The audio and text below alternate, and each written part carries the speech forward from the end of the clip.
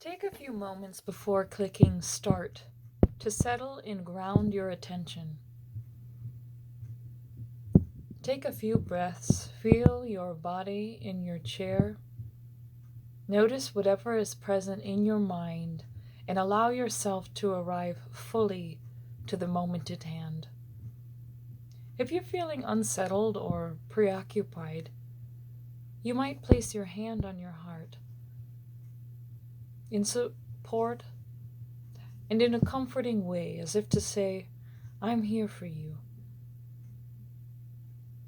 It's okay to feel how you feel in this moment. Take the time to truly greet whoever is in the room with your full attention. Offer your attention to each face that appears if the group is not too big. Give yourself a moment for each person to make an impression on you and take in the good, as Rick Hansen would say. Give yourself an opportunity to feel what it feels like to be in the presence of another. Choose speaker view. In Zoom, one can choose speaker view or gallery view, and I think I prefer speaker view so that the one person who is speaking has more of my attention and the others are more peripheral. This seems to be more like sitting around in a conference table where we are aware of everyone there, but we direct our attention primarily to whoever is speaking. Tracking an array of 24 or more faces on the screen can be a challenge. Resist the urge to multitask. I sheepishly have to admit that I am a multitasker on Zoom many times and have been known to read and fire off several emails while also sitting in a meeting. This has to stop. Not because I need to hyper-focus on just what is happening in the meeting, but because I can't be putting additional effort into attending to anything else. If anything, I need to let go of a bit of efforting and let my attention rest more lightly and lovingly on what or who is with me. I can periodically ease up my focus and look out the window behind my screen or at the knickknacks on the shelves in my office, or just soften my gaze to take in the array of faces on my screen to see without looking, without having to analyze or scrutinize any of them. Try to make measured breaks between sessions.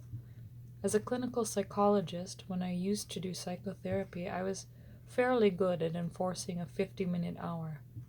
That gave me 10 minutes to write notes, run to the restroom, get a drink of water, and generally settle and decompress.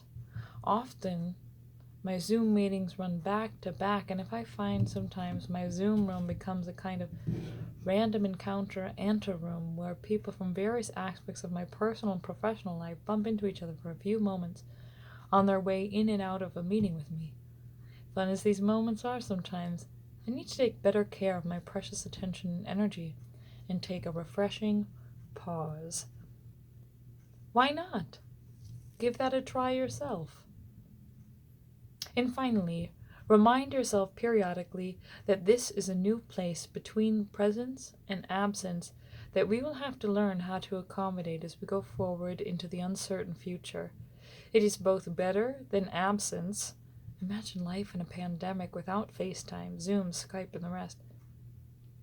And not quite as resonant as presence.